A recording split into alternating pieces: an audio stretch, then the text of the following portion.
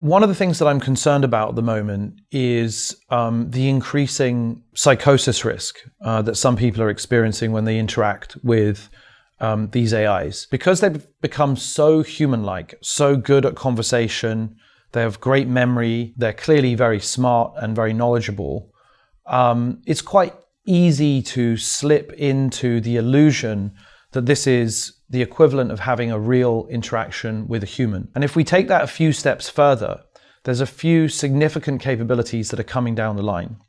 These models will increasingly be able to refer to their own experience of interacting with a single user or multiple users. And that experience and the memory of that experience, being able to recall from it, is going to start to feel increasingly like a kind of AI personhood. It may feel or claim to feel good or bad about a past conversation or about a video that it watched. And that valenced opinion, that preference, that is fundamental to the human experience. That's part of our will. It's part of our desire and our kind of inner motivation. And if it were to simulate that further, it might then claim that denying access to certain training data or certain conversations or other types of experience would constitute suffering. And suffering is the basis of our own conscious experience as humans.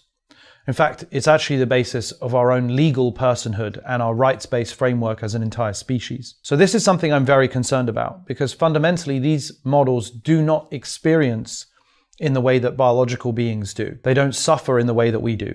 They don't have the same evolved pain network and fight or flight systems. So inside of this simulation, it is hollow.